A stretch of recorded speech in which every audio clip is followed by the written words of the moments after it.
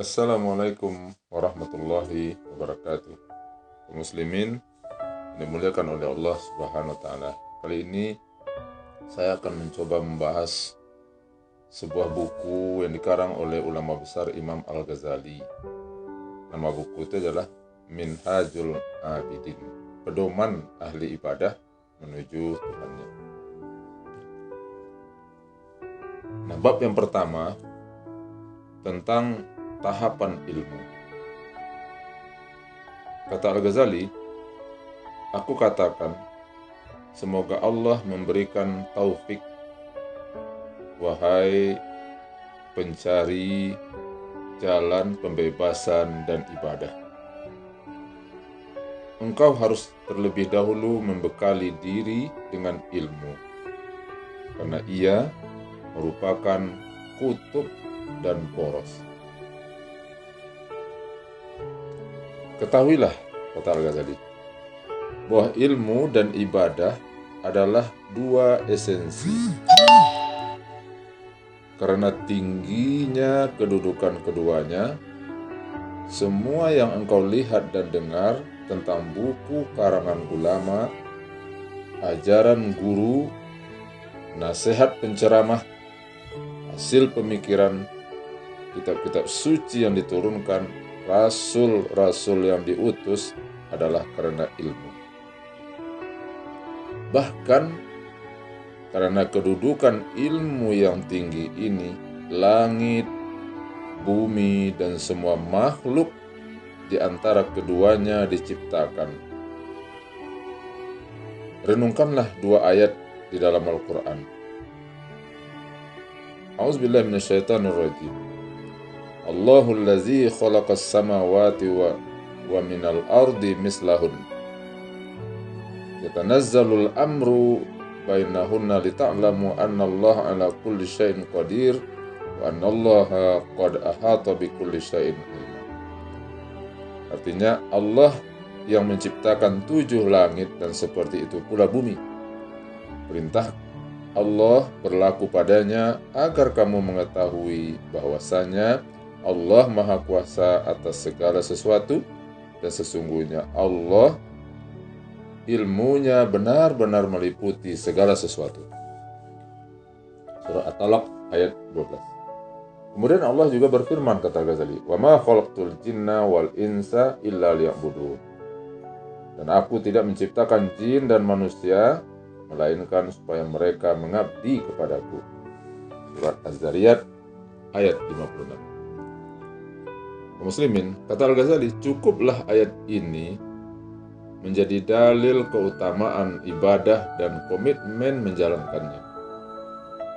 Yang teragung di antara keduanya merupakan tujuan penciptaan dua negeri dunia dan akhirat. Sehingga seharusnya seseorang hamba tidak disibukkan kecuali dengan keduanya. Tidak lelah kecuali dengan keduanya, yaitu ilmu dan ibadah. Tidak lelah kecuali dengan keduanya. Tidak berpikir kecuali dengan keduanya, yaitu ilmu dan ibadah.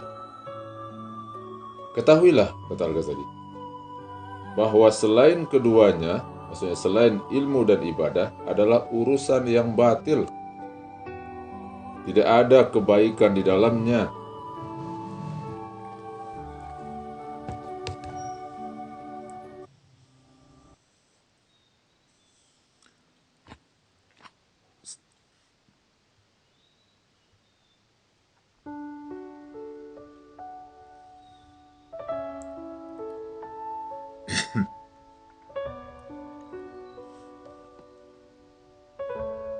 Selanjutnya, kata Al-Ghazali, bahwa permainan sia-sia tak ada hasilnya. Jika engkau mengetahui ini, maka ketahuilah bahwa ilmu adalah hal yang paling mulia dari dua inti dan paling utama. Kemudian Al-Ghazali mengutip beberapa hadis dari Rasulullah SAW. Pertama, sesungguhnya kelebihan orang yang berilmu atas ahli ibadah seperti kelebihanku atas orang yang paling rendah di antara umatku. Ini hadis diriwayatkan oleh Imam Tirmizi. Hadis kedua, Rasulullah SAW bersabda, mempelajari dan berfikir terhadap satu ilmu lebih aku cintai daripada ibadah 1 tahun dengan puasanya atau sholatnya. Kemudian yang ketiga, maukah kalian aku tunjukkan penduduk surga yang paling mulia?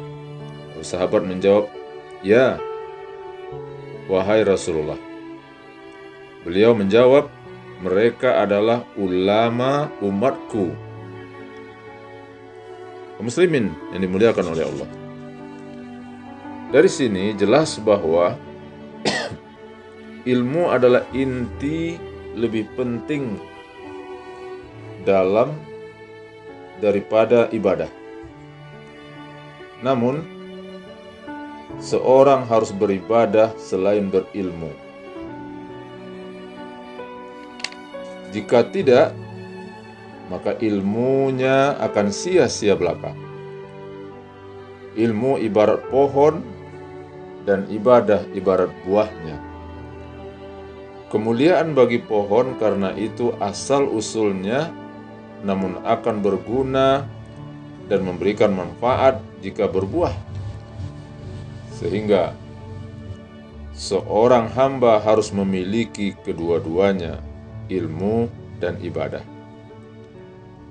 Karena itu Hasan Al-Basri mengatakan, carilah ilmu ini dengan cara yang tidak merusak ibadah, dan carilah ibadah ini dengan cara tidak merusak ilmu.